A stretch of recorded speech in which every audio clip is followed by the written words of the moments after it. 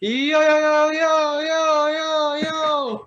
Welcome to the 8th episode of Checking In with Brando. And today I got a special guest, my guy, my boy Jesh. How you doing, man? Yeah, I'm chilling. I'm chilling. How you doing? Bro, I'm solid, bro. Just got done eating good not too long ago, bro. What you been up to, man? But, I'm glad you brought me on the show, man. It's good to be here. Come on now. You know it was a matter of time I was going to have you, bro. That was a must. That's something that had to happen, bro. Whole time. Yes, sir. What you up to, man? I just got back from Wendy's whole time, bro. I was eating something. My boy, legit in the middle of the meal, bro. It's cool. What's up? I'm chilling, bro. I'm chilling, man. What did you get, bro? What you get from Wendy's, man? Man, you know I got the not the 4 for $4, but the $5 biggie bag. Okay. That's like. I ain't gonna lie. It's That not 4 for 4 special, used to man. be clutch, bro. Bro, definitely clutch. That was my go-to meal back in high school, bro. When they came out with it, bro. Mm-hmm. I said, "Oh yeah, this is what I'm doing. This is what I'm eating, bro." Yes, sir, man. But man, how does it feel to be done with the school year? Just about, man. I'm not exactly done with the school year. I have another I have to retake a class this summer because I was like not even 1 full % off or something like that. Damn. Sound like your teacher was on dirt, bro. Yeah, it was definitely. Oh my god, man, bro. How was this school year for you compared to like all the other ones, like having to deal with COVID and stuff like that, man? If I'm gonna keep it a buck with you, bro, Mm-hmm. the school year, it's been a lot of like, I don't know, it's been a lot of like just chilling out in the house, like doing schoolwork off the laptop and shit like that. And yeah, it's kind of weird, but I mean, it could have been better, but it could have been worse at the same time. So I'm not complaining too hard about it, but I don't know. I kind of do miss going to class a little bit, but Okay. I say that now because I've been doing virtual class, but when it was actually go to class, like I was not trying to go to class. So yeah. I feel you, man, bro. Me and you done had some of the realest random conversations I didn't ever have with an individual, bro. Right.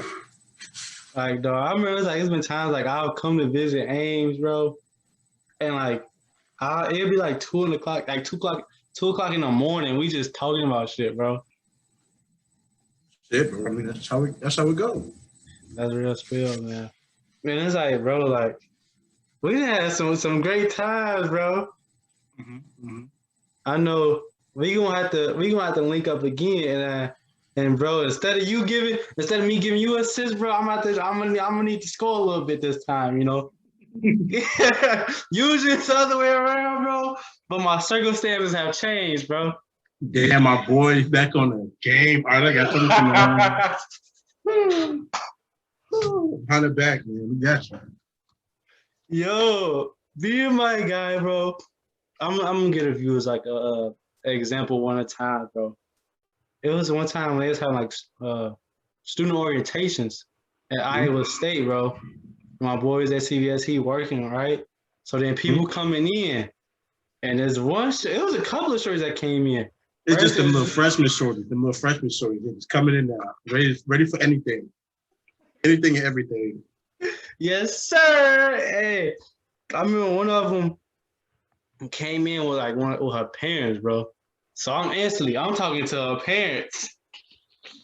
I'm talking to her dad about football, this and that. Just he doing his thing with the door. I said, let's go. Shit, bro. That's just how it is. My man set the screen, distracted. Boom, score. Dog, I remember. I'm gonna go one more, bro. Then later that day, we still at CVS. Another shorty come in, but she came in with her boyfriend. All right. Mm-hmm. So I started just chopping up with her boyfriend, and my boy just went to work. God. Yo, my God, Jess, bro. I'm not gonna lie, man. Like hanging around you and like being around your energy, bro, that's some of like the most fun. Like your energy is so contagious, so positive, you know, and it's like, bro, like you really keep motherfuckers going, bro. I don't know, man. I try to be as present as I can because like a lot of people, like everybody pretty much, I have pretty bad anxiety about the future. If I think about it too long, I learned probably like a year or 2 years ago, like to just be more present and enjoy like the moment and like I'm saying like a lot, but just to don't ignore the moment. Don't ignore what you're going through right now because I'll add it up, you know, what you're going through today, tomorrow, the day after that, all that adds up to the future. So it's like if you see success in the future, you have to like feel like you have the chance to be successful every day. You build up to it. Like, sure, I'm not successful now, but I'm doing one or two little things that put me in the right direction so I can become successful later. And just enjoying life. I mean, short, kind of, you know, have a little bit of fun, man. That's real spill, man. Like how did you like develop that mindset of like, bro, I gotta be more than now. I have to appreciate right now. I'm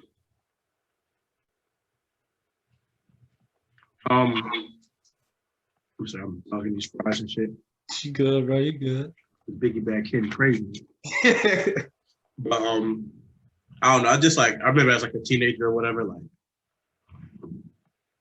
I just kept looking forward to the next step. Like even just like adolescence, school, up to high school, just next step. And I think my senior year I had a girlfriend, and I went to my freshman year of college, and I was kind of wilding out, and we ended up breaking up or whatever.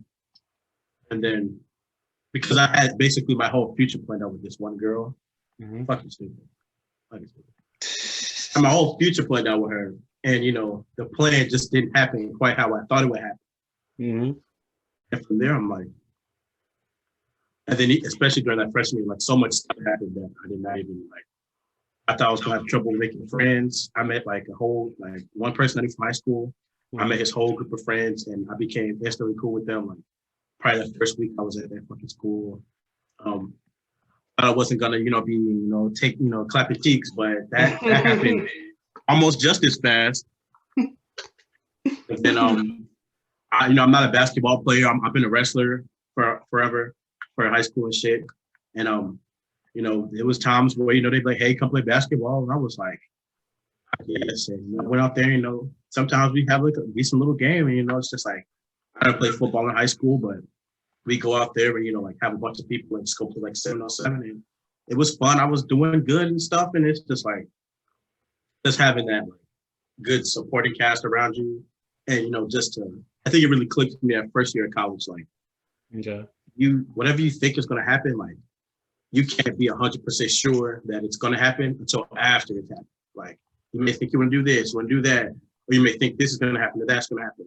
Until you live through that and be on the other side of that and say that happened, it's kind of like, for me at least, it feels like, you know, you're just dreaming about it, just thinking about it, just, you know, you're pushing towards it, but like once you accomplish it and it's in your past, you're like, okay, I'm fine. But I did change my mindset to, you know, just like, it's okay to be in that moment where you're still reaching towards it, itching towards it.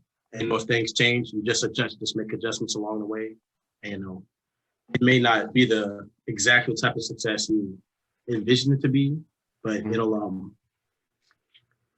if you stay going in the right direction, you know, stay changing your plan or whatever, you'll eventually reach a form of success, but it won't be, maybe it's not the one you envisioned when you were like 8 or 9, you know, whatever. So I just got used to flowing with the changes, basically. I got used to flowing with the changes. Whatever changes came, just, hey, you know, go with it.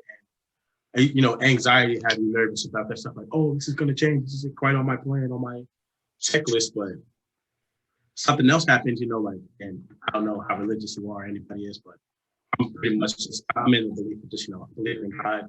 Organized religion is exactly doing things for me, but more it's just go in with like just believing in God. And God has his plan for you.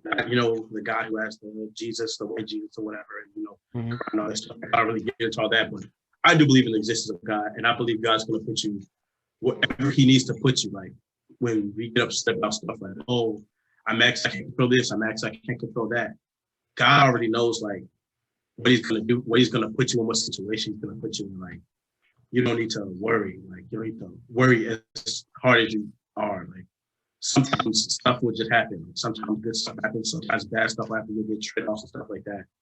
But once I start to roll with the changes and start doing things I've never done and start, pushing myself further than I've been and like dealing with like more like failure and loss and stuff and like if there's more than you thought you could handle, if you get past it, you're like, I can do anything. And once you feel like you can do anything, the present moment isn't scary. That's what the went on with that. Man, that's amazing, bro. And like, bro, how did you end up going like to Iowa State, bro? Like, how did you get there? Okay, so it's literally just my relationship with my homie Kev, with the homie G Kevo. Yeah, G Kevo. But after, because I did 2 years at Lincoln College in Southern Illinois, it was a junior college. I went there for 2 years because my genius brain decided I want to be with my girlfriend forever, so I'm going to go to school that's only like an hour, 2 hours away. Then I'll be able to come home all the time, and we'll just be in love forever. Obviously not, but yeah, I was there. I did my 2 years. It was really easy. It was like high school, but you had somewhere to sleep. You didn't leave, and, Okay. Food. But after that, I was really thinking about going to North Carolina A&T because it was a HBCU, I think, and like it was a big deal. And I was like, oh, let me, go out there for real. And I think that same summer when I was applying, because I got accepted, I think, when I was applying, and that same summer, like apparently there was a thing in North Carolina where like these white supremacists were coming out with like tiki torches on fire and like, oh, no, like having like an evil protest or some shit like that. And yeah, I said, fuck that. I'm not doing it. I had to lay off that. I just wanted to be safe. And then I remember I was cutting the grass one day, and that nigga Kev came up to me. He was like, yo, me and Rail and Quan and folks, we all transferred from Upper Iowa to Iowa State. You should come to Iowa State with us. I was like, shit, man, I don't know, man. North Carolina A&T, man, that's the place for me. Yeah. He was like, well, shit, at least just like apply or something that's playing exchange, stuff like that. And playing exchange, like that's what I'm talking about. Like you have your plan, you have it set in stone, but any little breeze could come by and change your entire plan. So, yeah. But the breeze was the white supremacist rally, and changed my plan to Iowa State, and yeah, it's cool. Oh man, I got you, man. But that's pretty cool, man. What's some of the things you learned since you've been at Iowa State, man?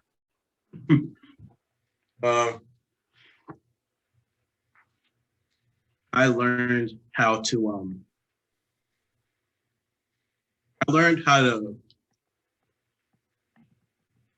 like coexist with more white people than I'm used to, because I'm from like a black suburb, like black and Mexican suburb in South, and I've only been around like black and Mexican people. Like the most white people I've seen like were like teachers or maybe like one student or like two like a handful of students maybe, but yeah. And like for the most part, I wasn't really used to it. I wasn't comfortable being around a lot of white people and stuff. And coming out here, I figured it out, and I figured out how to like deal with the like microaggressions and stuff and little nonsense that they pull that they think you don't notice. But just learn to deal with that and not exactly have 110% hatred for all white people, because they're not all that bad. But just learn how to be a little more racially tolerant. And I learned a little more about like paying bills for sure. Like I've been paying plenty of bills recently. Mm-hmm. I learned what it felt like to be independent at my own place, and just really like make it happen, like from the sweat of your brow, basically, make it happen, and like not just having a little money that you're spending my life. I learned how to budget my money from bills to what I can spend, what I have to save. Like I learned that. But as far as school, I mean, I just learned the same shit I've been learning. Like it's whatever, classes are classes. Like it's just information. Like you just take it and you prove to them that you remembered it, and boom, you do something with it. Like I feel the school wasn't exactly hard. That's true, man, bro. Like it's damn near starting to go in a year, bro. But your own place, man. You said what? I said it's damn near going on a year for you having like your own spot. Yeah. How does that shit feel, bro? It is lovely. I tell you, it's lovely. Yeah. It's amazing. Bro, I remember there's been times like I've like a couple times I've came back to Ames, but I've legit like just crashed at your place for the night, and then I dip off and hit the road in the morning, man. It's cool because I'm like, when I was growing up, like I didn't even have my own room till I was like 10 or 11. Didn't have my own room, and like I had lived in the house like my parents, like they had like 5 kids. I was one of 5, and it was like so much like you basically fighting over everything. Like it's like really like call it a wild. Like you really in there like just trying to get your scraps of yours and do your thing. And I don't care if they not need it. Like you're like really like Wild West. Like even the parents are like, you guys need to share, but ain't nobody sharing when the parents not looking. One of us is snagging some food that we're not supposed to snag or more than we're supposed to snag. And just having our own place, like, oh my God. It's like peace. It's peaceful, you know. It's like you have your own space. You don't have the thought that someone's gonna bust into your fucking room and tell you what to do. Like, yeah, I only have to do a chores, and I'm like, damn, I should fuck up. Let me clean this place. Like, instead of someone yelling at me every week to clean up. Mm-hmm. But tell me a lot about independence, a little more about like inching closer towards like true adultism, like being a true adult, like it's not gonna be easy to pay bills all the time, every time. You got to take responsibility for stuff you do. Like, if you mess up or if you use like utilities bill, it fluctuates. Like, if we use too much, if we change the thermostat too much, or if we leave lights on all night and stuff, or, if we run too much water at one time or whatever, like our bill will go up a little bit. You gotta think like, damn, like I was really wild. Like I was, really more money. You sound really wild. Yeah, but it makes me start to understand my parents more, their struggles with stuff. Like, it's, you gotta have money to live. You have to have money to live. You have to spend money to live. That's true, man. Like, what's some of those lessons like your parents taught you growing up that you was like, man, they really tripping right now, but now you're like, oh shit, like it was legit right. I'd say definitely shit about like don't leave lights on when you're not in the room. Okay. That shit for sure is to be like, oh my God, like I'm leaving the room for like a couple hours, Jesus. And they're like, nah, man, you're not using any light. Nobody's in that room using light. You can just cut that room light off. Like I come back in my room and the room light would be off. Knowing I left it on, I'd be so mad. But oh my God. The bills change based on that. Like you paying $50 or you paying $68. Like, yeah. It's not sweet. Like I learned that. I'm like, damn, man, it's dead ass. Like you got this. I don't care. I'm going down the street just to talk to somebody. Come right back. I'm cutting all the lights off. I'll cut my PlayStation off. Cut everything off and leave and coming back. Cut it back on. Okay. Hey, that's real spill, man. That's some real shit, bro. So, dog, like, how does it feel? My boy, he worked with the newspaper, man. How's that, man? Man, I'll tell you, this last year was as far as my rating goes and my relationship with the newspaper. Ironically, it's this class that I just didn't quite have because I needed a 77 in this journalism class, and I did like a 76.23. He was like, "Nah, I give you no other extra points. I can't help you out. You better take it again in the summer." So, but taking that class on a whole other side of that, like, it was solid. Like, I learned more about writing. I learned how to like do different formats of writing, and like 1,400 words to me now is like I can blink it. Like I can do that in 30 minutes. Like it's nothing. Like when our first paper was like has to be 1,400 words, I'm like that's about 4 or 5 pages, and I was just like, let me write this like in this last hour before it's due Monday. But what was you about to say, bro? Oh, I was saying like that's helped my writing with the newspaper, and I started off this year writing. I wrote a really good article about Black Clover, the anime, but they were in the anime. because the manga was catching up to the story, and the anime is like they don't want to start making filler episodes that no one cares about. They want to stay right true to the manga, so they like pause the production on the anime until the manga can get further. So I wrote a good article on that. I seen it on Twitter, and I hit my editor like, "Yeah, can I like write about this?" Like, yeah, whatever. And I was like, "Bet." And they're gonna have a movie come out, and it was only because I started that class like a couple of days before I wrote that article. I learned a lot more about how to start your article, how to like summarize the who, what, when, where, be very informative at the beginning, because he's like, people have short attention spans when it comes to reading, especially reading things online. So if you're gonna give them some information, put the most important information first, right in front of their face, like the title, and then the most important information, like the top drugs, and then, of course, the most important information, and then just like slowly get less and less important towards the end. Like, they're probably gonna stop reading after your first paragraph. Just give them a summary of what's actually going on. If they actually care about it, they'll read the whole thing. But most people don't. So I learned about that. I put out some solid articles this year, and yeah. That's smooth, man, bro. I remember like dog, like that summer I was completing my internship, bro. Like we would come to your crib, bro, and you had like a gang going, like playing like some music or whatever, and you would be doing like a little album review and writing that shit, bro. I mean, I love music. Maybe I've been like lacking a little bit recently, but I've had like some other stuff going on where I haven't had time to just sit down and listen to music for real. But yeah, I mean, what was it? I think it was that J. Cole Revenge of the Dreamers album that came out, that collab album, bro. That thing was so hard to me. That was the hardest thing album when that came out. I was like, yo, like, I'm just listening to the song and just start writing and like play the song, repeat the song, repeat, start writing. Oh, this is different. This is and like, yeah. Like, when I'm passionate about something for real, like this something like I'm seriously like passionate about. Like the words flow out of me, and it don't take me no more than like a couple minutes to like I get stuck with that. Couple minutes go by, don't write, and I got some more shit to say, like, so, yeah. Okay, man. What's some of your favorite articles that you've written so far, man? Yeah, look at my phone, hold on.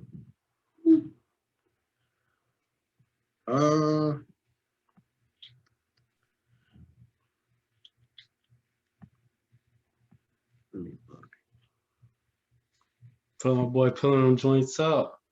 Yes, sir. Give us like a top 5, bro. Top 5? Yeah, just give us a top 5. Personally, top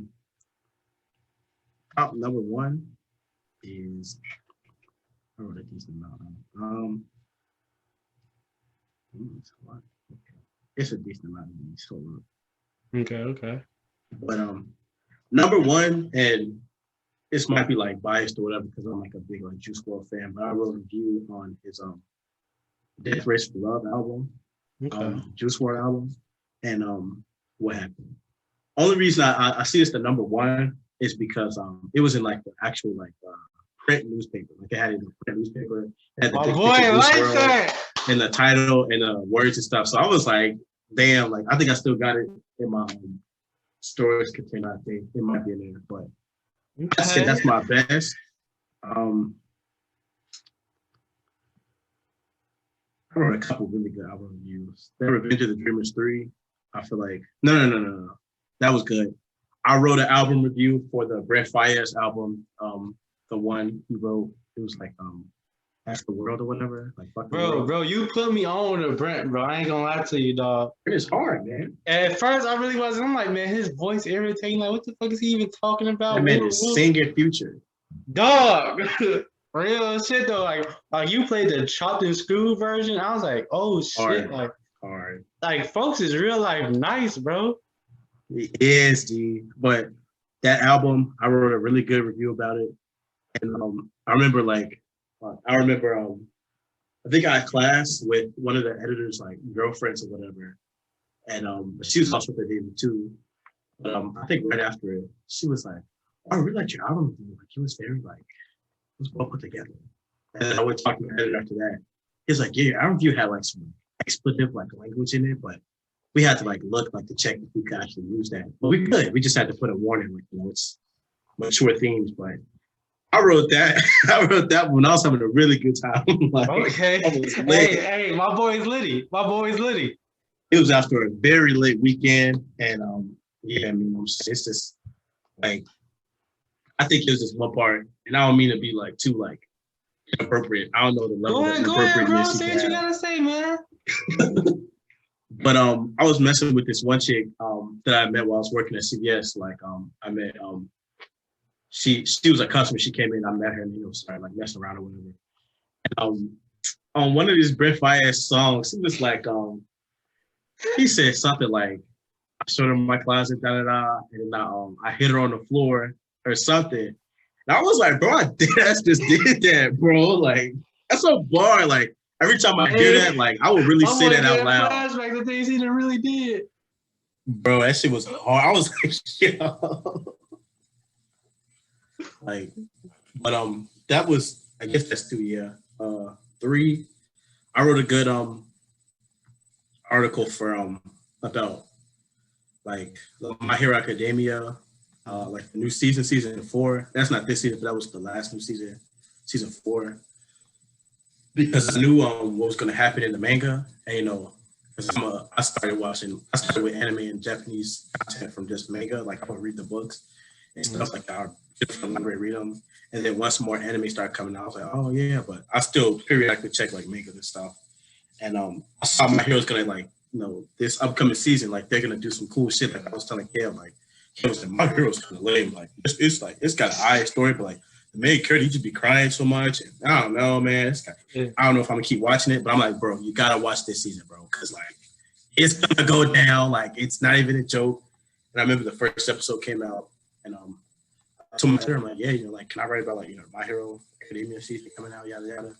He was like, yeah, you can write about it, sure. And then yeah, man, I put together a good one, and I put in like a little argument. Like I basically used 2 arguments, like, for people who just read the manga, like they don't need to see all the flashy, cool, animated stuff. They don't need to see that. They just care about the story, because at the end of the day, a lot of this anime, the story is what brings you in. The characters are great too. Like it can be either, but at the end of the day, it's really the story. Like if you just saw these people doing all this stuff without any context behind it, it wouldn't make sense. Like for example, like with Naruto, I don't mean to spoil anything. Spoiler alert for anybody who's not seen all the Man, fuck that, man. Naruto, talk about it, bro. Talk about it. Okay.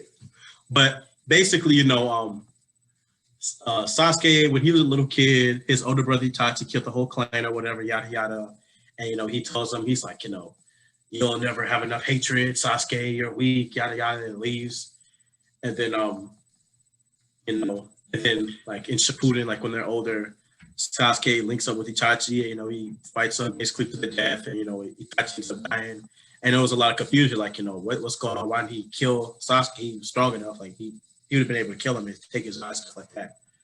And they had a really epic fight. And then the reveal after the fight was like, your older brother was never going to kill you. He's not evil. And Sasuke is like, Tom, he's like, my older brother is evil. He's evil. He's evil. He's like, no, he killed your clan to save the entire Leaf Village, because the Uchiha clan was gonna they were coming for the Leaf Village. They were gonna try and steal Naruto, take control of Night Tails, and start another war. And Itachi's like, well, and he's like the most skilled like Uchiha, period. Like not period, but at the time in the Leaf Village, he's the most skilled Uchiha. He used to Ambu, and they're like, yeah, like we need you to kill your clan, because if you don't, all they're gonna do is just start another war. And Itachi was a little kid, he witnessed war as a little kid. Like that's they show like one of the flashbacks. Like when Itachi was a little kid, like somebody tried to kill him, he instantly reacted, killed him. He was like, Dad, why did that man try to kill me? He was like, hey, it's war, But yeah, like that's story stuff. Like when Sasuke found it out, he's like losing his mind. Like I remember seeing the panel, like he couldn't even believe it. He's crying, like I miss you, brother, and stuff. But the whole show he's been, I hate Itachi. Itachi's the only person I'm going to kill. I hate everybody. I hate this. I hate the Leaf Village. I hate because he just wants to be strong so we can kill Itachi to avenge his clan. But when he gets what he wants, it's not exactly what he wanted. All he did was become the last Uchiha to ever exist, basically. It's deep stuff like that in the story. So the story for anime is really what a lot of people are for, like Attack on Titan, like that story. I've been watching that. Yo, I've been watching that joint, bro. What season you on? 4, bro. Damn, bro. I didn't even watch season 4, episode 1 yet. I just finished 3. I'm still recovering from season 3, bro. That shit was crazy. No, I ain't like Levi is my favorite character, bro. Levi's amazing. He's that nigga. Yeah. At the beginning of season 3, when he started flying around the city running from Kenny, bro, they said, he looked like Spider-Man, bro. I'm like, are you Spider-Man, low-key? Bro, Levi is that, like, he's my favorite. Like, Aaron cool and this and that, but Levi is that dude, bro. And it's like, you remember that fight he had with the huge Titan, right? The one like a gorilla? The Beast Titan, yeah. I just seen that, like, with the context. That boy Levi came out of nowhere. He said, who is this? I'll get him. He cut all his arms, cut his eyes, cut his ankle, put his knife in his mouth. But that's what I'm saying with, like, that's what I mean when I say, like, story context adds more to it because trust me, before I started watching Attack on Titan and got to that part, I've seen that scene probably dozens of times on my like TikTok or social media. Like, damn, Levi's that nigga. Oh my god, look at him destroy the Beast Titan. And I'm like, that shit hella cool, but I have no idea what that big monkey thing is. I mean, he cool. Like, I know I've heard of Levi. I've seen him a little bit, but I haven't seen him like go crazy like that. Like, that's raw, but I don't know. It's not like changing my life. Like, it doesn't affect me as deeply. To me, I've just seen the fight. Yeah. But when you watch the show and you see Commander Erwin, like, all right, I'm going to send everybody on the suicide charge. We're going to put up the thing to limit his visibility. And, you got to go get the Beast Titan. And he's like, there's no buildings. He's just standing in the open area. He's like, look, there's just enough space to get him because he has Titans standing around him. All you got to do is pull up yeet until you get to him and then do his shit in. We go distract him. And he made that big ass speech. Like, all that makes him. And then when he told Erwin, like, you're going to die, yada, yada. But make no mistake, I will kill the Beast Titan. And then you just see, like, the shit happen, like the speech Erwin gives and everybody running out there. And the Beast Titan said, batter up. Like, bro, he was taking them out. And then you see him finally get to the Beast Titan because when I watched the video for the first time, I'm like, why does he have all that blood on his face? But watching the show, I'm like, he got all that blood on his face because he's been hitting napes all around this man just to catch up to him. And then, when he gets there, he's basically bloodlusting. He's like, I'm going to kill you, boy. And he wrote that man. He wrote that Beast Titan. Yeah. Oh. Yeah, man. Levi really liked that, bro. And I'm not going to lie, me and my boy Corey, we've been cooking up something that's pretty similar to Attack on Titan. Oh, yeah? Yeah, we've been cooking up something. We like just started, like, probably like the last couple of weeks or so, but we working on something, bro. And I'm gonna show you, bro. And I want to hear what you think about what we got so far, bro. All right. Yes, sir, man. What's that last article to finish out the top 5? Oh damn. Okay. I don't know. I'd say it's a tie between like my I don't know. Maybe a tie between my my intro article for The Boys season 2 coming out on Amazon Prime when it came out. I wrote a good article about that, and then between that and this freaking Black Clover review, Black Clover information basically. Okay. I wrote a good WandaVision article too, and yeah. But I think I just wrote the Demon Slayer movie article too. But, oh, for real? Yeah, I just wrote it because we saw it. I remember Cam, because Cam, like, one thing about my man's Cam, like, if he want to do something, he gonna keep pushing at it until he can do it, bro. He will keep chipping away at anything. He is so like, I am going to do this. Like, we have been talking about wanting to watch the Demon Slayer movie for a minute because we both liked it, but season 1 we finished it. And, they said it was come out last year, but it didn't come out, and the Corona and stuff. He found that thing on like bootleg, like a bootleg link. He found that thing, and we watched it. Probably like not even like maybe a couple months before we saw the movie in theaters. But I seen that, and I was like, yo, this is hard. But it's probably going to be way harder with like better quality. And then we went to the movies, bro. Oh, my God. It was one of them.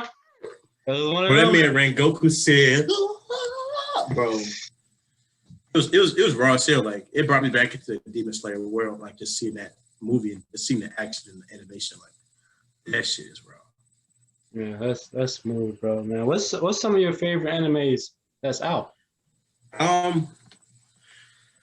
I know people aren't exactly gonna agree with me on this, but Boruto is really one of my favorites now. I like Boruto a lot now. I didn't like it for a long time. I stayed away from it because I'm like, they're not doing nothing. Like they over here just chasing cats across the street and shit. Like I'm not gonna watch this. Like they over here, they gotta get flowers for somebody grandma as they mission. Like I'm not watching that shit. That shit's ass. Like, and then you see Boruto had like a scientific ninja too. I'm like, this nigga not even a real ninja. Like get the fuck out of here.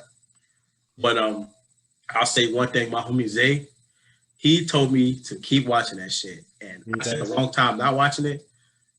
Got back into it, and right about now, like this shit is raw as hell. Like, They going hard. It's going hard. Oh god, Naruto out here. I think the last episode, Naruto beating up this bitch Delta, bro. His ass is just like, like smacking her shit. Like, it was like one part, like I was fourth episode, but Delta was trying to like kill like Naruto's kids. Like she's fighting Naruto, but she see the kids over there. She go put a laser beam at them. Naruto's head crunch, like straight on the jaw. That bitch said, "Ooh, that shit was raw." I'd say Boruto, definitely Attack on Titan. My Hero Academia is just because like it keep coming out. They be putting out good episodes. Man. They be having solid episodes, bro. Yeah. And I'm trying to think. I was really into Fire Force, but I just haven't found my way back to it. I think once I finish this Attack on Titan, I'll get back into it. I saw the pilot for Jujutsu Kaisen, but I haven't watched that yet. A lot of people say it's really good. I'm gonna end up getting into that. And finally, I'd say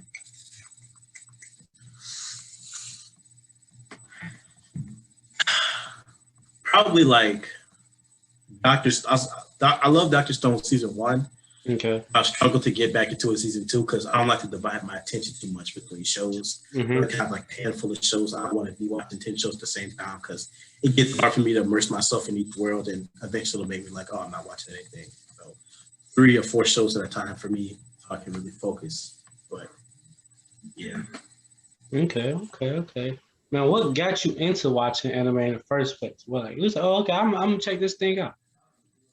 Yeah, I've been in anime for a long time. Like you talking about one of those kids who was running through the hallway doing this? That was me. That was me. That was me in real life. I was. But I think when I was like a real little kid, in like the early 2000s, like I would see Dragon Ball Z would always come on like Nickelodeon or whatever, and or Cartoon Network or one of those. But I just remember the episode where. A couple episodes where Goku's just powering up the whole fucking episode. He's just like, on the next episode of Dragon Ball Z, he's like, like, bro, can you power up? Y'all fight? Jesus, they was having us on edge. But I watched that. I used to go to the library a lot when I was a kid, like, getting books and stuff. I would always go to get the manga books because I think I was really big into drawing. And I'd already learned about Naruto through one of my friends. And I would just be sitting all day drawing Naruto characters. Like I'd be drawing Sasuke, Naruto, Kakashi, everybody be drawing all day. So that kept me into it. I just kept reading the Naruto books. I used to get those really thick, like Dragon Ball Z books, where it'd be like basically 3 books in one. Yeah. Real big. I would read those all the time. And yeah, I was already into manga before. Then once the TV shows started coming out, I was like, oh shit, this is basically it, but on the screen, but a little cooler. So yeah, it's been for a while. That's smooth, man, bro. Lucifer coming back soon. Bro, I've been waiting on Lucifer, man. I thought it was supposed to be a minute ago. They said it's coming up January 2021. Yeah, we got to be at the end of the school. We halfway through it. Dog, I remember, like, I thought I saw like half of the most recent season, and then they get that little cutoff or whatever. I'm like, damn, bro, when they coming back? And like for the longest, it would say coming soon. But I need me a date. I need an official date. And then when I Oh God, saw don't have me hanging like this. yeah, like don't be teasing me. You feel me? I ain't for the tease. You know, that's for Bro, little like kids. they giving everybody blue balls on this fucking show. But like, I'm just so mad they ended that half. Like, we literally just seen God, bro. Like, he just showed us God. Like, this is God. And I think some whatever white man, bro. We got the nigga from Allstate commercials, bro. It's God. Good hands. He said, "All right, kids, what are you guys doing?" He talk about God every episode, Lucifer. He'd be like, "Yeah, my dad, that's just a piece of shit. You know what, Dad? He's always hated me." And then you see this nigga like, "What it do, son?" Like, and then the season over. Out of here. Yeah, that shit like blew my mind, bro.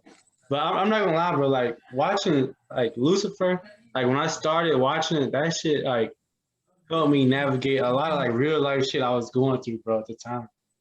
In what ways? It's like you know, like how he was like dealing like with the concept of himself, you know, like accepting himself, like feeling worthy and stuff like that, bro. Like a lot of that shit I was really going through like in real life, bro. I feel that. And like shit was I was, bro, like from like I say like the not the beginning of my junior year, but like right before like winter break and shit, bro. Like right Thanksgiving break and shit, bro. Like until like that spring break, I came out to Ames, bro. Mm-hmm. That shit was like the darkest point of my life, bro. That shit was yeah, shit was dark as fuck, bro. Like I've never been that mad. I've never been that sad. I've never been that hurt before, bro. Like I would never have thought of that. I would never even imagine that. Just the way from like when I saw you and hung out with you, like I never would have thought you had just been through like some of the darkest part of your life. Like I wouldn't even have guessed. I would have never guessed. Bro, I was real life going through it, but it's like I never want to like feel like I was anybody else's burden, you know. So I oh God. And then also like I really didn't know how to like talk about it that much. Cause I was still like unlearning and learning shit, you know, at the same time. So it's like I really didn't know how like to communicate the shit I was even going through, bro. Like the shit I was even thinking, bro. Like that shit was tough, bro. Yeah. Damn. Yeah. I mean, it's like what they be saying. Like you never know what somebody else is going through. Like you only know your own problems. Like you don't truly know everything that everybody else is going through. Like you may be upset at somebody for doing something, but maybe they're not paying attention. Maybe they got something else they dealing with. Like I think maybe winter 2018 or winter like 2019. Okay. Basically the whole fucking year 2019. I was pretty I was down bad too, but just like you, like I don't want to feel like anybody else's burden. I want to be the person complaining about their problems all the time. Everybody, like at the end of the day, you still gotta at least put on a face like you're okay. You still gotta have fun, all that shit. So, but honestly, good ass times with y'all, man, and then fucking that summer you was out here, man. For sure. We was going to the pool playing football. Like I was just talking to my roommate. I'm like, yo, like we need to go to the pool and play football or something, bro. Last time we was at Kevin and Brandon out here trying to. Yes, sir. Yes, sir, bro. And it's like, dog, I'm not gonna lie, like being around, like when I came around like that spring, when I spent that spring break in Ames, bro, like that shit, like it helped me a lot, bro. So even like when I came back for that summer, bro, like when I tell you that shit was like the greatest summer of my life, bro, that shit was really like the greatest summer. That was a good ass summer on me. Yeah, and it's like that shit like helped me like level up, Yeah. Like mentally, I feel like okay, I'm getting on track to where I want to go, because at first like niggas didn't know what they was doing, bro. It was just a whole bunch of shit just on top of each other, But being around y'all, like that shit made everything easier, bro. You feel me? I feel exactly what you're talking about when shit is. You get new fires. You put out a fire, you get another fire. You get 2 fires in this place. You put down 1 fire, another fire comes. It's just like, can I get a minute to focus on this one problem before 10 more problems show up? Oh, man. All right, I'm out. I'm down to 5 problems now. Yeah. 11 more problems just show up to my door. Like, bro, it could really be some bullshit, honestly. No, that's real shit, bro. It is like, bro, you like, damn, I just realized, I just came to this realization about some shit. And then like, okay, I found the answers I've been looking for. And then you was like, and that just take you deeper into some other shit. And you was like, what the fuck did I get here? Oh God.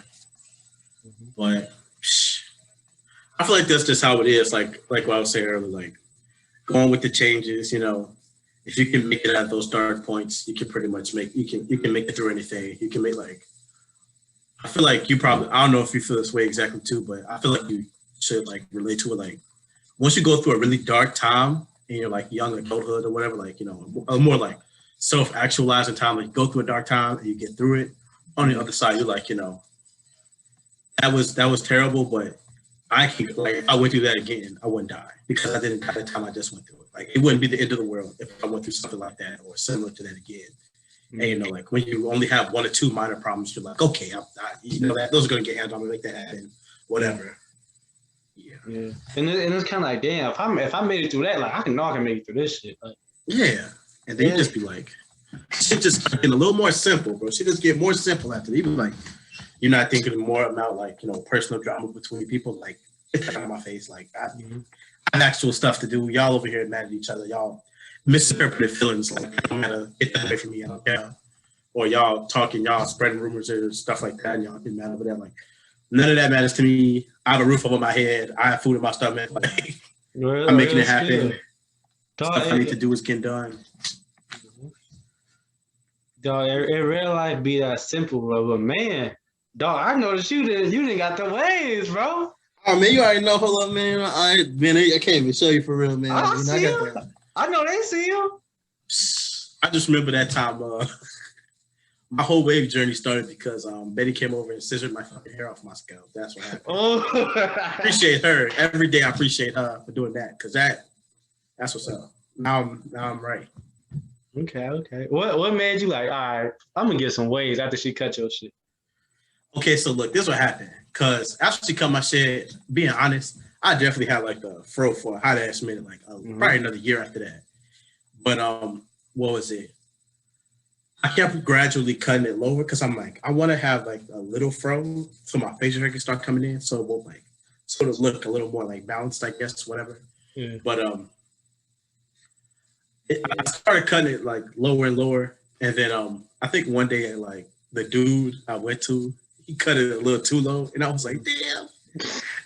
Tried to play it off, and then I looked at myself in the mirror and I took a snap. I'm like, yeah, cut the hair a little lower. And this one girl I was trying to get on that with, she said, oh, you look so good with your haircut, and, like I got some more confidence from being outside and stuff too. Like, oh, your hair is nice, And then I just went full waves. I was like, let me just see if I can pull this off, The facial hair came in a little more. Let me see if I can pull this off. Okay. Yeah, I'm just trying, bro. Oh, well, also wavy. Yeah, I'm good. I'm just trying to get that man, head nigga in charge Quan, man. HNIC, you already know. I was spinning. When I first started working at CBS, Quan was the spinningest wave nigga I've ever seen. I'm like, this nigga not playing. His shit 360, bro. His shit like perfect circle, bro. I'm like, bro, this man's stunning out there for real. Oh yeah, that boy Quan, he been like that for a good little minute, bro. He be flexing with that shit, boy. I'm like, bro, I wouldn't get much like his, bro. This shit hard. I'm not going. Dog, I ain't gonna lie, bro. I ain't start cutting my own shit till after he started cutting his own shit. I'm like, Quan doing this shit. I'm like, bro, oh, I ain't like Quan shit look smooth, bro. I'm like, okay. Quan be looking smooth as hell out here with the waves. We said, stop playing. You see that shit? And wearing do-rags is hella cool. I love it. Cool as shit. Hey, that shit it's like a addition to like your fit, bro. Oh God, you gotta make it match with your fit, bro. Like it's damn near a hat too. Your head feel warm and shit. I love it. I love it. Yes, sir, man. Dog, you got any questions for me, man? Shit, bro. Which where you at right now as far as like, are you done with school or what's going on with that? I just wanted to ask about that. Bro, niggas graduated, you feel me? Niggas got them. Yeah, my bad. Hey, congrats, bro. Dog, that shit feel good, bro. But I ain't gonna lie, like after I got those shits though, I was like, all right, niggas need a job though. You feel me? Niggas need a job though, you feel me? So then like employment. Bro, like come on now. So it's like, bro, after that shit, niggas down on the grind, got the applying for shit, And like I was doing a podcast, like me and my boy Justin, like we had the All American Second Round podcast going. You know, we wasn't as consistent as we is now, but we was doing. I'm like, all right, okay, this shit smooth. You feel me? Did a couple of job interviews, this and that, and then I got hired somewhere, right? And I'm like, bro, this shit. Bro, I'm gonna tell you the shit I was doing, bro. Hey, you know the motherfuckers that be like at Target or Walmart asking you want to switch over to AT&T, bro? Bro, did that shit pay good or what, bro? Hell no, bro. I ain't gonna lie to you. I ain't gonna cap to you, bro. Hell no. Okay, like it started off small. Like, okay, this shit decent. You know, the people I'm working with, they cool. But then, like, once you get out to like in the field, they call that shit you're in the field, right? Once you get out in the field and shit, and you see what location you at, bro, and they had me like down there, like trying to talk to people that don't even speak English, bro. So half the time, I'm saying, I'm waving them down. Hello, hey, how's your day going? Hola, ¿cómo estás? I'm trying to talk to them so they can come over here, like switch over to AT&T and shit, right? Most time they didn't understand what the fuck I was saying, bro. And it'd be like some little kid, like, oh, my grandmother doesn't speak English. I'm her interpreter. Oh, okay, shit, never mind. And it was like, bro, like that. But like the people I was working with, though, like they was cool as fuck, bro. That shit, like, my back started hurting. I feel like an old ass man, feet hurting, you know. Yo. But I see but I even seen like a group of niggas try to like finesse this shorty, bro. Like they trying to flip iPhones, bro. Hey, you gonna get this? I'm like, what the fuck? I was like, good iPhones, bro. They're not playing. This is like my second day on the job, bro. They trying to flip her. They not about to pay them bills or nothing. Like they was gonna I break them shits or whatever. All that shit, bro. I'm like, oh, grown ass man, like his 30s with his boys. They stole the hell out of those iPhones. Bro, he was like, bro, I just got kicked. Bro, he legit told me he like 30-something years old. He said, I just got kicked out of my mama's house. What? And you out here at Target trying to fucking get some iPhones? Flip iPhones? Like, hey, what? Like, this is... Hey, but G, I really feel you with that shit because that just reminded me, like, bro, I think it was like one of my first, I think it's like my second summer out of college. Then in the summer before I came to Iowa State, G, because I usually had this job cutting grass, like, you know, with in South Holland, it's called like the Zach grass cutting. You know, they have a truck and you know just be going around cutting people grass. You know, they already paid for it in advance. We just come do the service, but I was tired of doing that shit one summer, bro. I was like, I hate this. Like, it'd be like motherfuckers be like 30 years old, 26, 29, like. I started this when I was in high school, bro. Like, me and my high school homies was like, yeah, we're just going to make some extra money, you know, during the summer. Like, these niggas grown as hell. They in that bitch mad. They not playing with you. They, hey, man, give me your fucking route. Like, damn, nigga, calm down. Hey, bro, said, fuck you, bro. Man, dog. They'll be starting drama and shit. It'd be good beefing there, bro. Like, me and my nigga Eric and my other homie Rick, we would always be, like, really clicked up. Like, we have a real tight clique up there. You know, other people be trying to come hang out with us and get with us and join with us and stuff. And then I remember the lady, the manager, like, I'll never forget it, bro. This is dark skin lady. She had like this little like curly hair or whatever. She comes there. She older. She would always be talking to us like she our mama or something, bro. She'd be like, I know y'all ain't here working as a team. Y'all got little groups. I got little, you know, I ain't gonna say gangs because who knows if any of y'all in gang, but y'all got little cliques, y'all got little alliances, bro. And then me and my homies was like, bet we gonna call ourselves the he was like the Chain Gang Alliance or the Squirrel Alliance, bro. He was flexing. We was turning up. He was like, boy, you know it's the Squirrel Alliance over here, boy.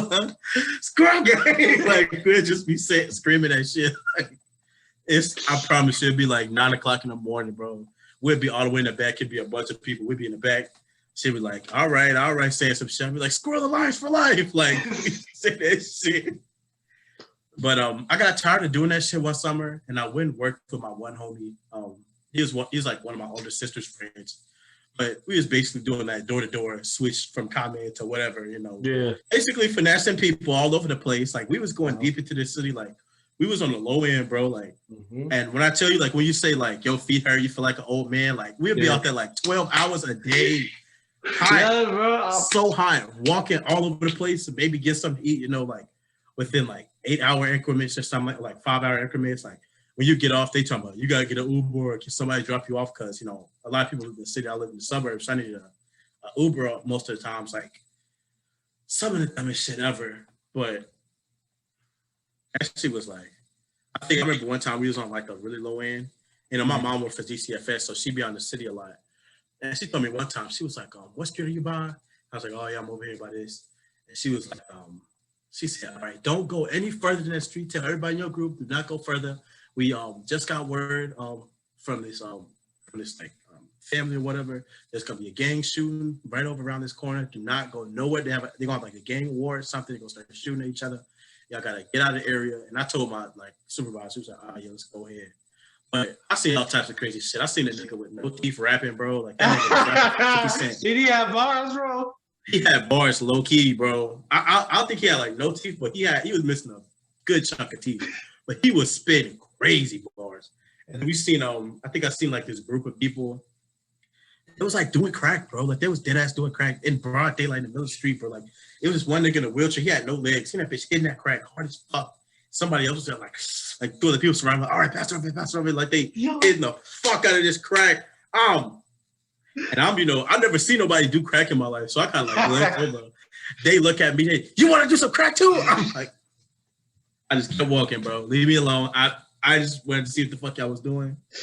We see this other nigga who was kind of like cracked out because the big deal with that job was like, they're like, you gotta wake up. Like we literally get up there at like 7:30, 8 in the morning to, like prepare to go hit the streets. Them niggas in there, we get a big ass circle. Everybody start, yeah, who's gonna make money today? Yeah, yeah. Like they turn it up. Like no, I remember those shits, bro. It's like the pregame. Like a whole little team meeting, bro. Bro, they damn near motherfuckers like everybody in the circle. They be like, "That's our big winner for yesterday." Everybody he'd be running around, be smacking his hand. Oh damn, that niggas is really lit. They made it look official as hell, giving out name tags and shit. Yeah. And the one dude, because he was, a lot of people don't keep that same attitude when they out in the streets. But I noticed this one like skinny tall dude, bro. He just kept that energy all the time. He was out there, he's like, da, da, da, da, da. You guys are gonna be great. Hey, how's it going? Oh my God, do this. Yeah, he had the best attitude ever. And we went up to this nigga who's like real cracked out, and he had like glasses or something. And he's just like, I don't know why I say glasses, don't really matter. But the dude was cracked out. He just started talking to him. He's like, hey man, how you doing? He's like, oh, I'm doing good. He's like just saying all types of like gibberish. Like, oh, I got 25 girlfriends at Iowa State, at like like Illinois State or Ball State, something like that. Like said something that the folks got kind of close up to his face. It was like, hey man, that's good to hear. Da, da, da. Dude said something real loud and spit hard as fuck on this man's face. This man attitude went out the window. He said, like you can tell, like that spit took him out of his element, bro. He was mad. Like I would have threw up, bro. You didn't gave me AIDS, bro, right there in the middle of the street, bro. Oh my God. And he wiped this stuff off his face and he just started acting a little different. He was like, I ain't gonna let this keep me down. Shit was funny. Oh my God, it was so funny. Oh man, I'm not gonna lie, like doing that shit, bro. I was like I felt bad doing that shit because like I knew people that was working and they real life love that shit. Like this, like yes! They ended that shit for real. I had this many sales, this and that. Woo-woo. I was like, shit. To be honest, I don't give no fuck, bro. I don't give a fuck. Like I try, bro. That's like I tried my hardest to care, but I'm like, I don't give a fuck, bro. I'm like, if you got AT&T, T-Mobile, who could spread? I don't care, bro. He said your phone service does not matter to me. Yo, I was like, no, I can't do this shit and be good at this shit. I can't do this, bro. What was the like breaking point for you? Like, what made you stop? Oh, bro. Don't tell me you're still doing it. Hell no. If you're like, I gotta go tomorrow. I'm doing it tomorrow. He said, matter of fact, bro, I actually clock in at 7 a.m. tomorrow, bro. No, it was like, bro, like my breaking point is then like I was like talking to like this it was like this Hispanic lady, right? And like I'm like she was like training me and shit. And like she was like cool as fuck, right? And like she told me the books she read and this and that. I'm like, man, that's dope. Oh and she like telling me all the shit she done. Like she didn't live overseas, all that shit, bro. And then like she didn't do all this shit. Now she decided to do this. It's like, bro, I haven't done shit and I'm just doing this shit. Like I gotta go experience life or something, bro. Like then maybe I come back to this. I was like, bro, this shit. But then like I ain't gonna lie, dog. I told my mom about this shit, bro. I'm drained. I felt so like I've never felt so drained in my whole life, bro. Like I'm like, bro, this shit. Like, I didn't even feel like that doing like football practice and shit, doing football kick. What the fuck? Like, even when I was going through my darkest point, I never felt this drained. I'm like, yeah, this shit is real life, not it, bro. And then like, dog, like my last day, bro, I felt so great, bro. I felt like I was on a high, bro. I was like, he walked in there, he was like, yeah. he did a I walked into the Target, I'm talking to people. Dog, I'm talking to people, this and that. Like, I'm just talking just to talk. I know, like, shit, it's my last day. Fuck it, I'm getting paid tomorrow too. So fuck it, I'm cool, right?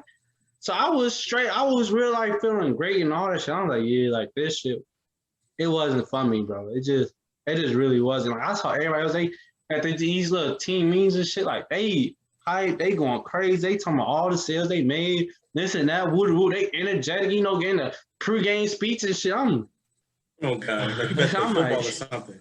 I'm like, bro, like this shit ain't that deep to me, bro. And I'm talking about like, what's your goal? How much you want to sell? And I'm just sitting in that bitch like,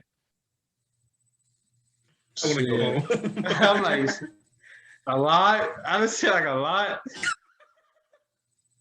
Bro, I was you gotta manifest it. If you know you're gonna make 500 today, you're gonna make 500 today. Yo, dogs and shit like that, bro. I'm just like, oh, this is not for me, bro.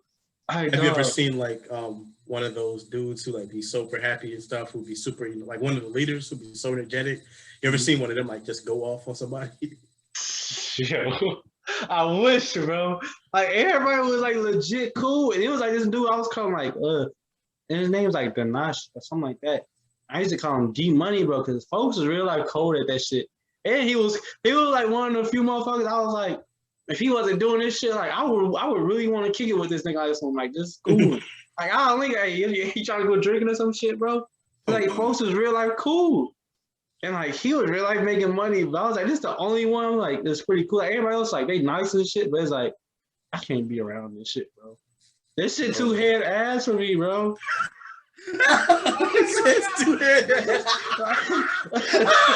Too head Yo, like, he said that shit too head ass. That's exactly how I felt, bro. Like, in addition to being drained, I remember because I had a bunch of money saved from when I sold my Jeep. And I would always get rides out there. I would always get Ubers out there. And I would just be spending money like it's nothing. And my mom would be like, I don't like, how much you even make from that? I was like, oh, I just made like, this and that, blah, blah, blah. She's like, that don't even add up because like, you're always getting an Uber out there. You're paying for Ubers out there. You're paying for Ubers back. They're not giving you a ride. Why do they want you to work for them and stuff like that? Like, they're really be getting on me. And I think sometimes, I'm out there wearing dress shoes and slacks and shit. Trying to look real professional. All day walking around in those, bro. I come home, I take my shoes off. Shit.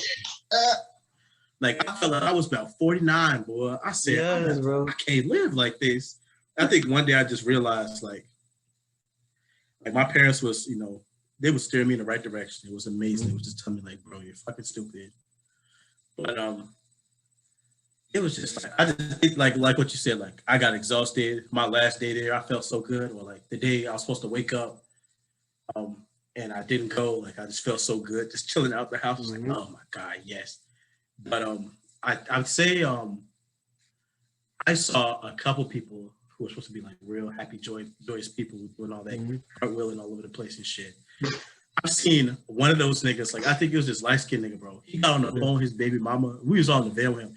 He starts screaming at her, like from the time he answered the phone. He starts screaming at her to the time he hang up. I'm G, you're infuriated, and then like, bitch, I told you that motherfucker not trained. It was shit like that. He'd be, motherfucker, what the fuck? Like, he said, put my fucking son on the phone, bitch. Like, I'm damn. And then he'll just turn that off, turn on his little customer service. Hey guys, all right, let's go be great today. Woo! Like, I'm like, bro, this shit fake. These niggas not real. These niggas not authentic. These niggas low key miserable. Yeah, bro. Like I remember, like even when I was doing that shit, bro. Like, only thing I was thinking about besides like, there's like a few things I was always thinking about.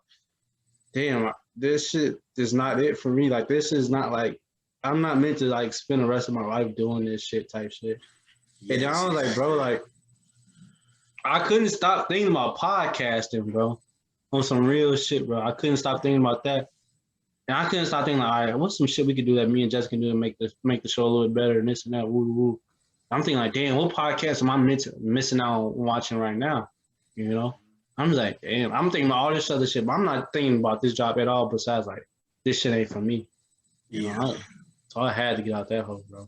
Hey, I respect you a whole lot for like actually doing this, because like it's literally me seeing you do this is giving me more confidence to actually do this, because after I graduate, like I can see the future, but I'm not exactly expecting to get, just with a bachelor's degree and like a little bit of experience. Like I'm not expecting to get my dream job or like, something that'll put me right on the way to my dream job right after college.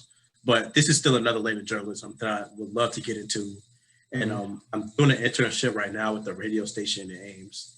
And they had me, the dude I'm like being his assistant or whatever, my fucking supervisor or whatever, he's hella cool. And he was telling me, like, yeah, if you want, we can start you have your own show, if you want on the radio, but gotta have it certain topics and stuff. Like, I'm really interested in it, and I think I'm like through the internship, I'm gonna learn way more about it. And this is kind of the type of thing I want to do, at least for just keep from being at like that 9-to-5 grind shit. Like that shit is ass. Like I don't know if I told you too, but I'm not working at CBS no more. For real? Yeah, bro. Like. I don't want to get too deep into it, but it's kind of like I don't want to get too deep into it, but it's just like it's not the move no more, bro. Woke up on you, bro? Yeah, they did, bro. They said you trying to switch sides. I was like, say less. So, but not for real. Like, it was like the reason I'm not working there is different than the reason that I'm like I was basically about to stop. If that makes sense. Like, okay, they were giving me lower hours. They changed our boss. We had a new boss. She was hella racist. Well, not like unbelievably racist, but like very low key racist. I don't know, microaggressions type shit. Microaggressions, and she was like crazy. Like she was like actually crazy. Like she had like conspiracy theories, like wild shit. Like she was saying like Biden is a clone or something, and Donald Trump is we're getting the stimulus from Donald Trump's actual pocket, like the money he has in his pocket. He's giving that to the American people. Oh God, like. Shit like that, and she said the election was fake or something. Yes, bro, and she wouldn't say this stuff to me personally, but like my girl, like she would say that to her a lot, and like she was saying like real racist shit to her because like my girl's white, so like she'll like she's a little more comfortable saying the racist shit, and then my girl would just report that shit back to me. I'd be like, oh, so that's how this bitch getting down, huh? Okay, okay, but we wasn't getting that many hours anyway, and. Motherfuckers, if it wasn't for unemployment, like niggas would just be not having anything. Like niggas would be on the street, like and shop wouldn't pay nobody. And and other bullshit went down, like not working there no more. But I'm door dashing now, and I gotta tell you, I love being my own boss. Like I really do. It's beautiful. Okay. I could work 4 hours a day and make 100 and be done. That's light, man. And it's like, dog, like you somebody I know, like no matter what, like. You're just gonna be on your grind, bro. And it's like I know you're gonna find different ways to be great and express yourself. Like I remember like the first time like I saw you like working on your articles and shit. I'm like, damn, like this shit cold as fuck. Like my boy, he's getting put in newspapers and shit, bro. Edited by I'm like, my boy is real like that. I'm seeing this shit on Twitter. I was like, my boy is cold. Come on now. Man, I'm trying to get like you, man. I'm trying to get like you. You dead ass with the podcast and shit. I'm trying to get like you, bro. You talking about my boy. Nigga, my boy is turning out. What do you mean, bro? Stop it. You're really dead ass out here with the podcast. Like, I'm trying to get on your level, bro.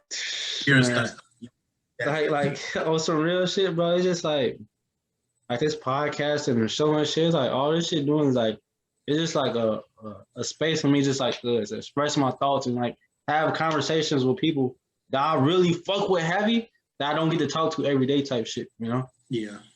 And it's like I know like a lot of conversations that we have and shit, bro. I know like I have those type of conversations with other people that I know. I'm like I know somebody else will enjoy to hear like the type of shit that we talk about, And I know as motherfuckers in our age group that's really like going through some real life shit, but but think they're not alone in that shit, So then they end up getting overwhelmed, It's so easy to get overwhelmed as you get older. Like, oh my God, it's so easy. Yeah, that's real spill, man. Like, you got some more questions for me, man? Ask away. Shit. You been pulled over again in that car of yours? Since that last time? Bro! Oh my God. Bro, that shit was so crazy. We're just gonna lose our lives. Bro, folks really watched us. Like, after he put it over all that shit, gave me a ticket, all that shit, bro. He literally watched us go inside your crib, bro. That nigga, bitch. Fuck him. It was a whole fight going on across the street. We think he coming to pull up and stop the fight at the party or something. He said, nigga getting his ass stumped out across the street, bro. Nigga's brains is on the ground and you over here arrested 2 black people just because they bro. I'm like, what the fuck, bro? Like that. I was so like blue. I'm like, what the fuck? I've never witnessed anything like that ever before. And it's like, oh, that was some crazy shit, bro. But I didn't even pay that ticket though, bro, the whole time. Nigga got that leak. Nigga that leak. I got off on it, bro. He said I took that shit to court. I beat that case. I did the race. Hey, my mom's real life clutch, bro. My mom is saving me from a lot of shit, bro. So I gotta say thank you to her and her legal shield people. You feel me? Yeah, they really out there. I'm jealous. They didn't got me right, bro. But I haven't got pulled over or anything like that since though. Since then, I ain't gonna lie to you, bro. Gee, I've been pulled over. I just got the whip like 2 months ago. Okay. What you whipping on? You know, man, something slack. I got a 2017 Honda Accord. What? Yeah. It's decent, but I'm paying this little bill because I had like a decent amount of money between taxes and I saved some money too, but then I got my taxes and I got my stimmy. Yeah. Mm-hmm. I put all that together, basically put like a good ass down payment. I paid damn near like half of the car. Okay. Straight up. But my boy been a grinder though, putting on overtime hours. Come on now. Like, I remember that shit, bro. Come on now. You know you talking to me, bro. Oh God. But no, I think like I when I first got that bitch, like, cause it had the sport mode, bro. When I tell you I was driving reckless as hell all the time, like every day, all the like, cause me and Kev went to like we went to like the border of Nebraska and Iowa, whatever, whatever, and we was ripping and running because I had to get back to work to be at work on time, and it was like a 2-hour drive, damn near. So we're pushing, like Kev's pushing.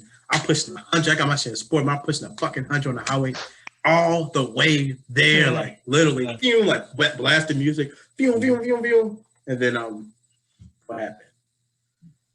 It's just like it was lit, and then you know when I first started DoorDashing and shit, like I don't know, the car had just been hella cool, but when I first started DoorDashing, like I was driving very reckless. I mean, I still drive kind of like I'm not doing the speed limit. I'm probably doing between 5 to 10 over the speed limit anything. Okay.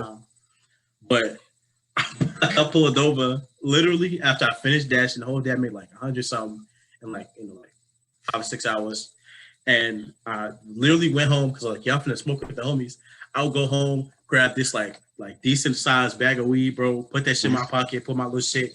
Start driving, and it's literally across the street to get to bro shit. So I'm like pushing it, like get past the light, pushing it, and I see a car, some lights behind me. And usually out here it's hella trucks and whatever. So it's like they always have that bright light shit. Mm-hmm. So I'm like, okay, that's probably just somebody with bright lights. I'm not gonna be crying and shit like that. I turn the corner, bro. This nigga's right behind me. His lights start flashing. Damn. I take the weed out of my pocket, put that shit under the seat.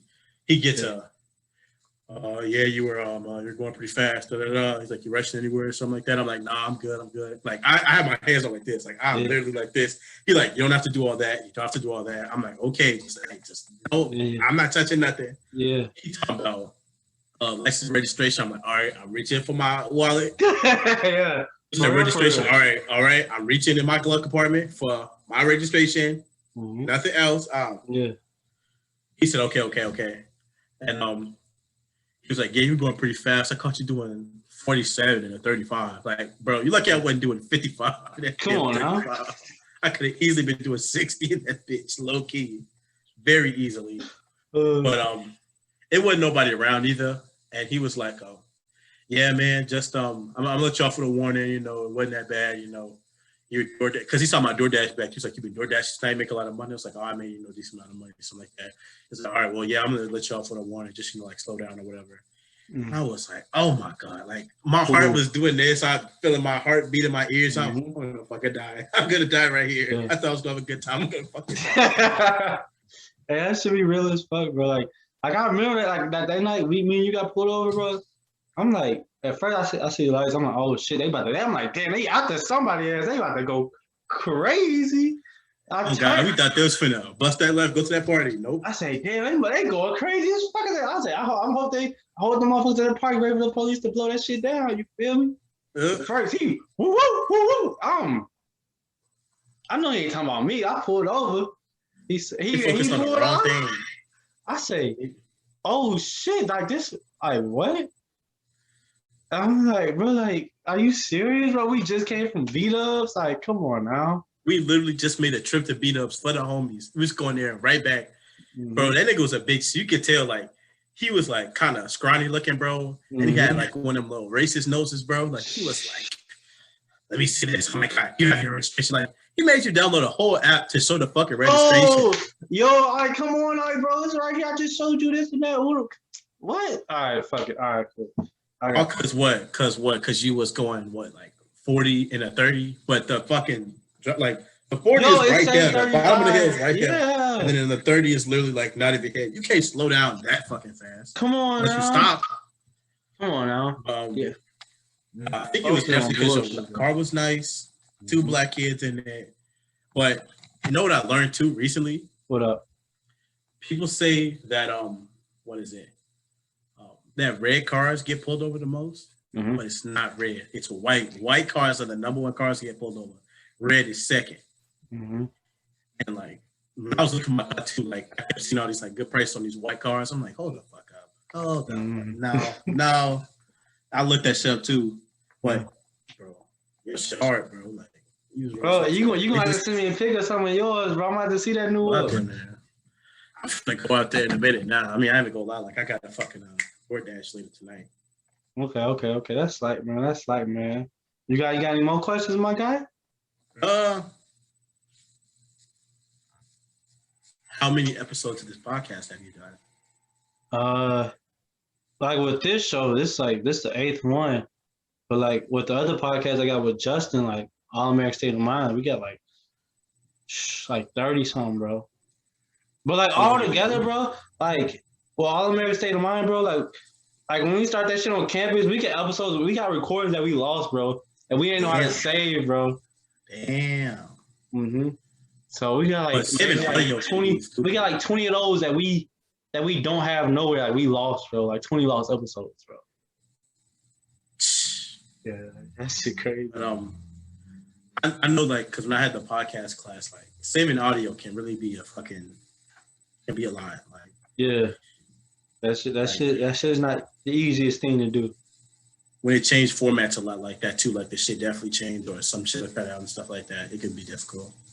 Yes, that's real spiel, man. So like that shit, like from the beginning, like from where we started to where we are now, like bro, we learned a lot of shit, bro. And we've gotten way better too, bro. Hey, but I do got another question for you now. So, do you post video versions and audio versions of your podcast?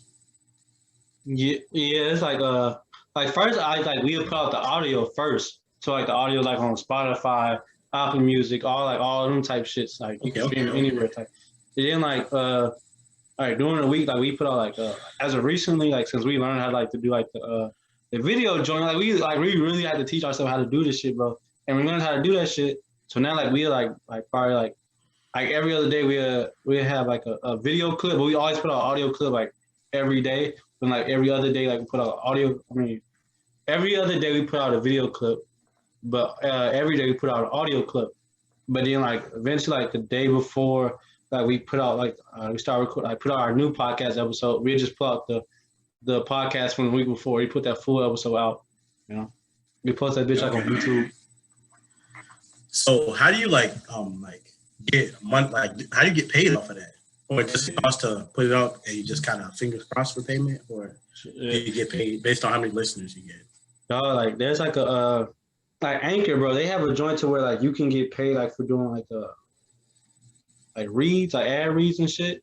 So like usually like the first ad read you get like it's like you get paid like $15 or whatever for like every 500 listens, or every 500 plays you get.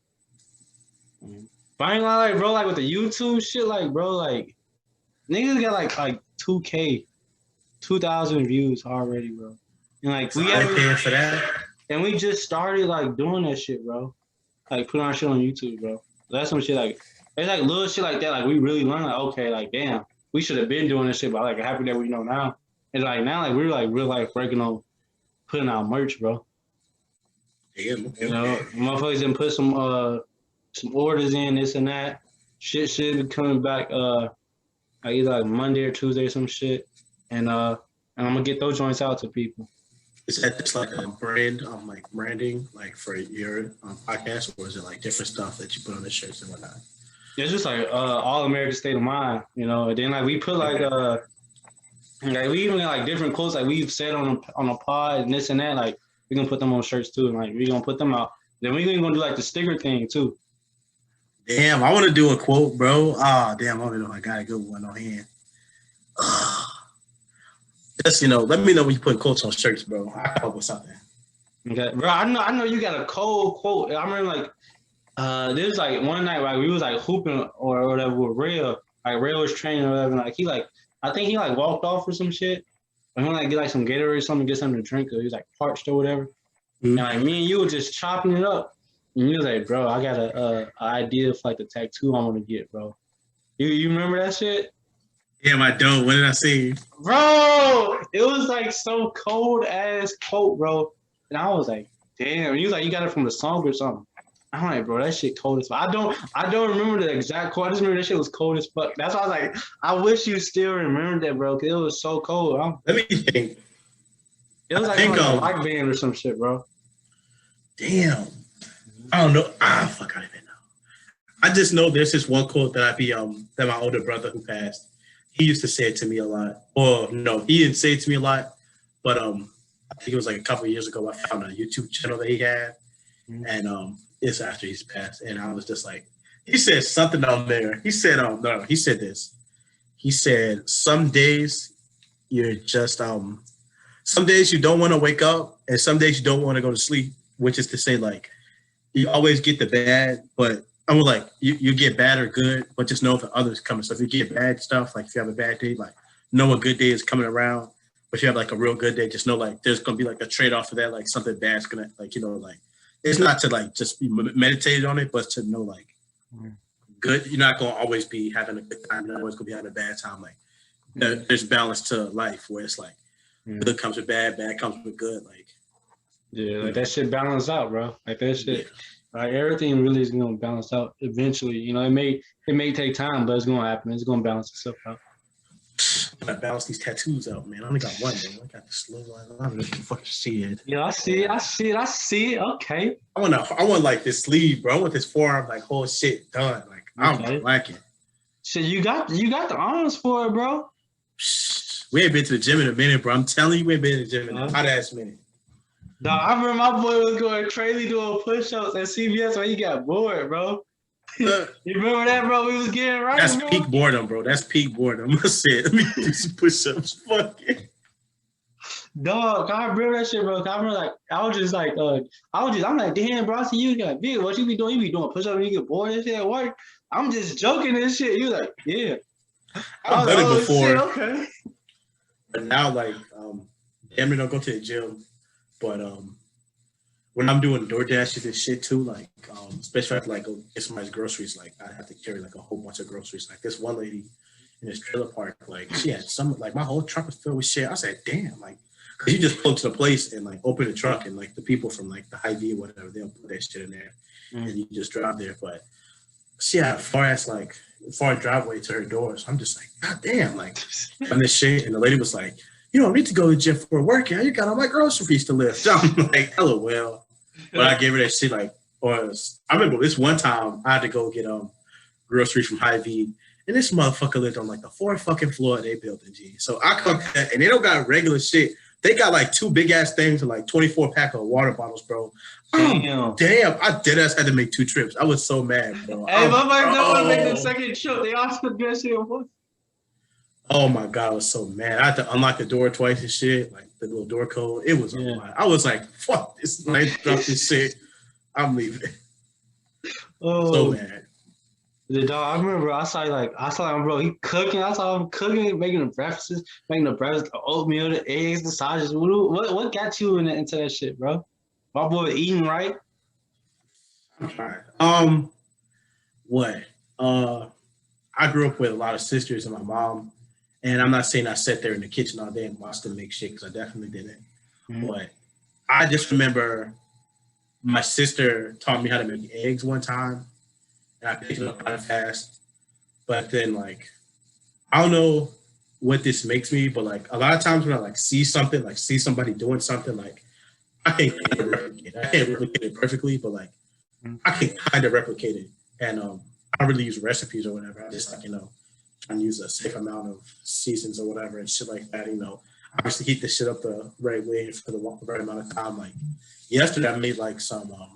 I'm finding some like steaks, like frozen steaks Okay. from the grocery store, and then I have rice, and then I have like green beans or whatever, not like black beans, and I just like I'll literally have all these like boil the water for the rice, put the rice in there, put some butter in there, put a little bit of garlic salt in there because a little bit of garlic salt and some rice, like it low key hit crazy. Like it really make you feel like you eat restaurant rice. I don't know if that's the same for everybody, but for me, I feel like that's just like restaurant rice. It feels so good. It tastes so good.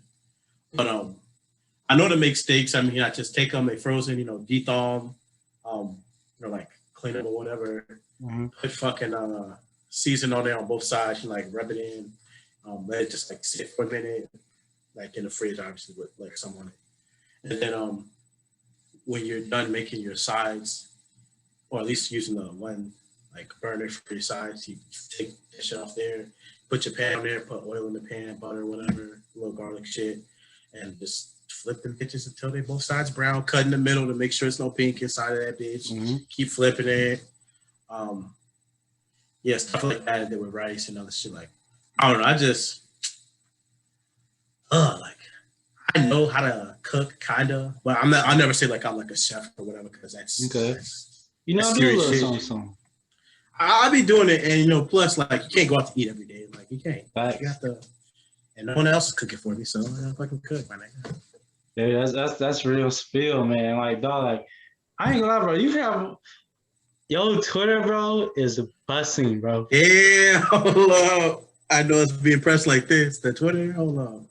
Bro, boy, Twitter is dope. Like, bro, you realize be having me rolling, bro. Anytime I have on my timeline, I see something you either say it, retweet it, or like, bro. And that shit be hilarious, bro.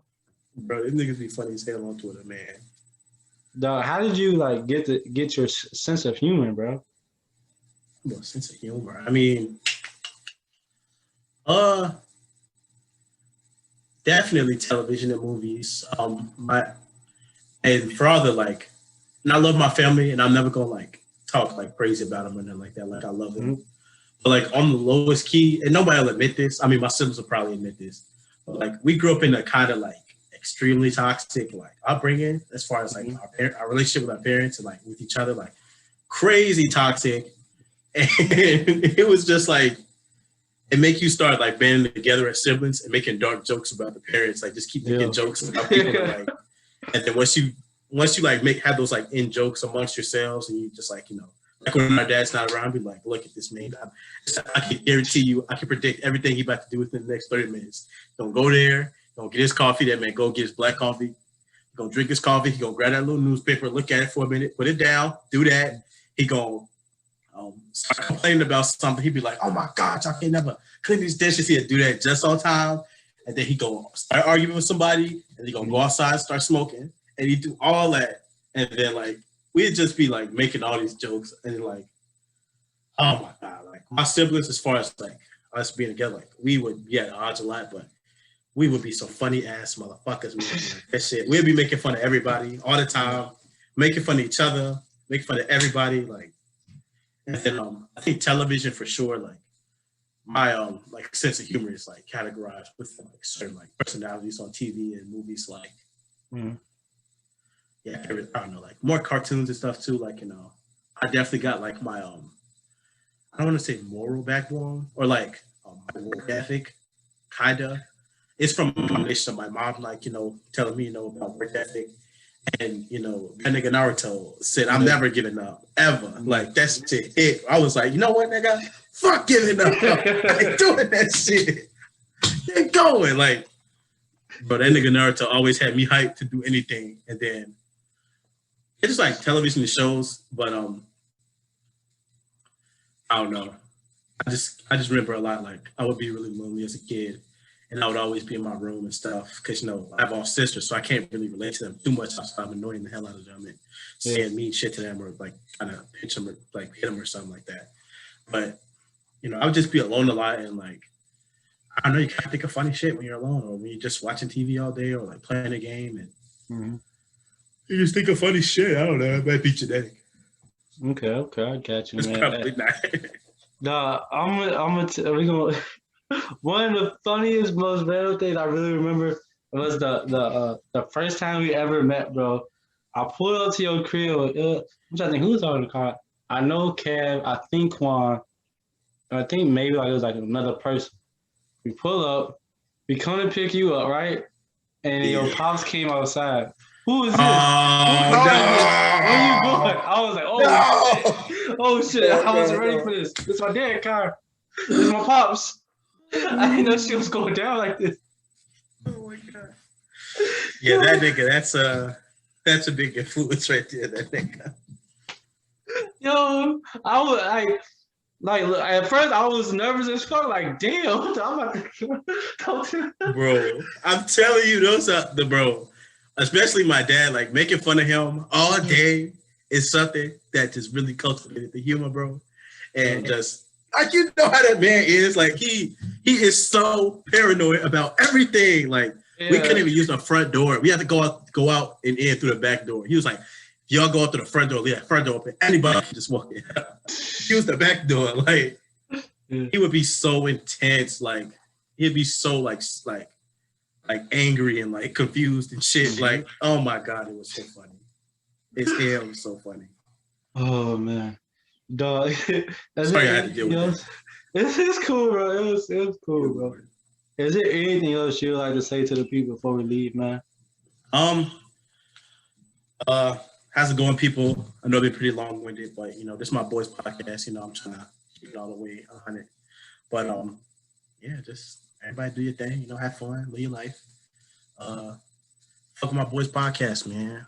All American State of Mind, All American podcast, man. Stop playing. Stop playing with my man. Subscribe to his shit and watch his shit all day. Listen to it all day. That's it, yeah. Real spill though, man. Dog, let everybody know where they can find you at, bro. Your articles, Twitter, all that, bro. Okay. Let me get these handles out. Yeah, let them know, bro. My boy, he doing some shit too. He got some shit moving. You feel me? Man, look. He got some shit shaking. Follow me on Twitter at Lord. It's not even clear, is it? It's Victor Moan Jr. Spell it out. Shit Wizard. Follow me on Twitter at Shit Wizard. SHXT _ WZRD. No spaces, all caps. Follow me on Snapchat at Hova _ Nova, HOVA _ NOVA. Yeah, I don't need nobody else on my Snapchat, so I can throw that out. But okay. Yeah, you can just go to iowastatedaily.com if you want to read some of my articles. Just type in the search bar Joshua, and then my articles will show up. But yeah, I'm just trying to make it happen. All right, man, dog. And I like to thank you, bro, for spending your time and having this conversation with me and the people, bro. Oh God, anytime, bro. Yes, sir, man. I know you're a busy guy, man. I want you to have a nice day, bro. Hey, you have a better day, bro. Keep going crazy with the podcast too.